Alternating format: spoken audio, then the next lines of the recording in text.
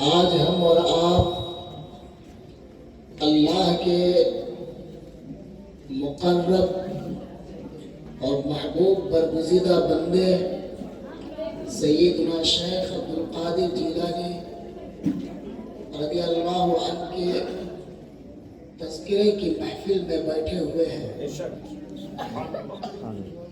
آج ہمیں سیدنا شیخ غوث اعظم رضی اللہ تعالی عنہ کی تعلیمات کو سماعت کرنی ہے اور پھر اسے اپنی زندگی کے لیے نمونۂ عمل بھی بنانا ہے۔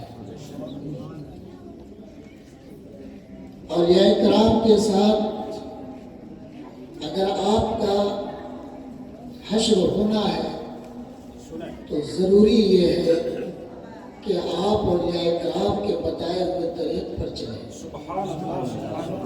اولیاء کرام کے بتائے ہوئے طریق پر چلیں گے تو آپ دونوں جہاں میں کامیاب ہوتے نظر آئیں گے۔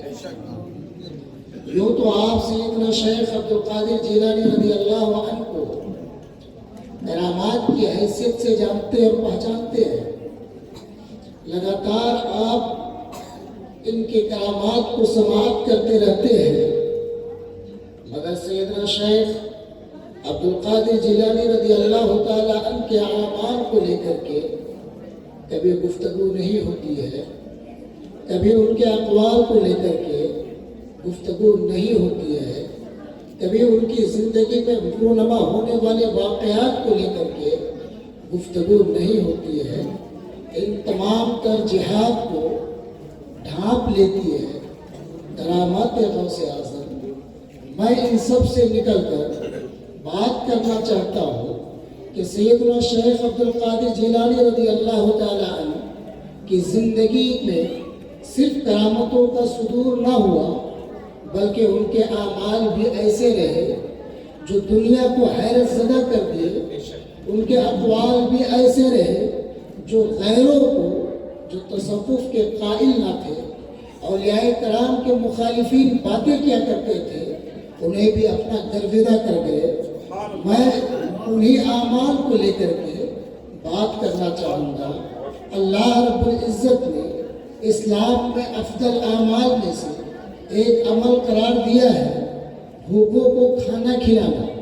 کبھی کھانا کھلانے کو اللہ رب العزت نے بیان یوں فرمایا، جب اوصاف ابرار کو ذکر کرنا ہوگا، نیکوکار کے طریقے کو ذکر کرنا ہوگا تو اللہ رب العزت نے فرمایا نیکوکار وہ لوگ ہیں جو اللہ کی رضا کے لیے کھانا کھلایا کرتے ہیں۔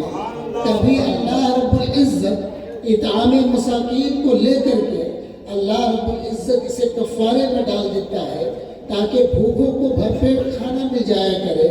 کبھی اللہ رب العزت اسے اپنے قرب کا ذریعہ بنا دیتا ہے۔ انہیں کچھ وجوہات پر جب میں نظر دوڑاتا ہوں تو پاتا ہوں کہ اللہ رب العزت نے فقراء کو، مساکین کو، بھوکوں کو کھانا کھلانے پر بڑا اجر رکھا ہے۔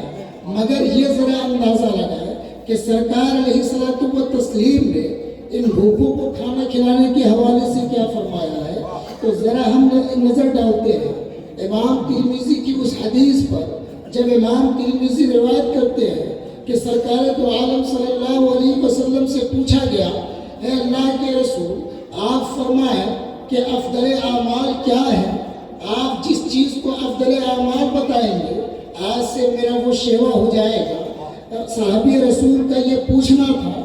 اللہ کے رسول صلی اللہ علیہ وسلم نے اس کے جواب میں فرمایا تھا کہ افضل اعمال کے بارے میں پوچھتے ہو، سنو افضل اعمال یہ ہے کہ تم فقراء مساکین کو کھانا کھلایا کرو۔ عزیزان ملت اسلامیہ، ذرا آپ ملاحظہ کریں، افضل اعمال کو بیان کیا جا رہا ہے تو سرکار فرما رہے ہیں کہ بھوکوں کو کھانا کھلایا جائے، مساکین کو کھانا کھلایا جائے، فقراء کو کھانا کھلایا جائے۔ یہاں پر نماز کا ذکر نہیں ہو رہا، یہاں پر زکوٰۃ ذکر نہیں کی جا رہی ہے، یہاں پر روزے کا ذکر نہیں ہو رہا ہے، یہاں پر اطعام طعام کا، کھانا کھلائے جانے کا ذکر ہو رہا ہے۔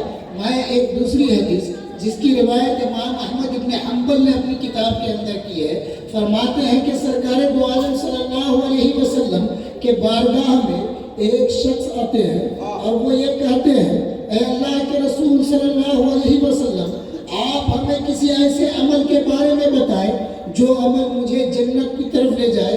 آپ نے ارشاد فرمایا، تو جنت کا مستحق بننا چاہتا ہے، تو جنت میں جانا چاہتا ہے، آتق نسمتن، تو ایک انسان کو آزاد کر دے، ایک انسان کی آزادی میں تو حصہ لے لے۔ اتنا کہنا تھا، صحابی رسول نے فرمایا، اے اللہ کے رسول، میں غلام کی آزادی کی استطاعت نہیں رکھتا، میرے اندر اتنی طاقت نہیں ہے کہ میں کسی غلام کو خرید کر آزاد کر دوں۔ ایسے وقت میں رسول پاک علیہ الصلوۃ والتسلیم نے فرمایا تھا، تم ایک ایسے عمل کے بارے میں پوچھ رہے ہو جو تمہیں جنت میں لے جاتی ہے، اور میں جو عمل بتا رہا ہوں یہ تم کر نہیں سکتے، تو سنو، جاؤ تم کسی بھوکے کو کھانا کھلاؤ۔ عزیزان ملت اسلامیہ، کھانے کی بڑی اہمیت کتاب و سنت سے واضح ہے۔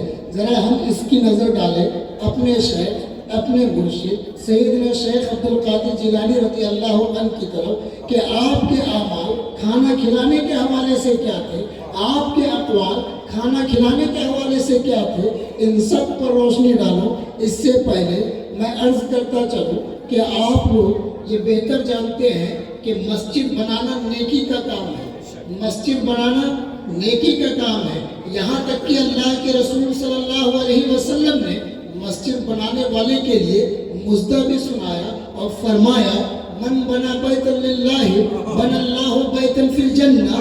اللہ رب العزت فرماتا ہے کہ جس شخص نے اللہ کا گھر بنایا ہے، اللہ رب العزت اس کے لیے جنت میں گھر بناتا ہے۔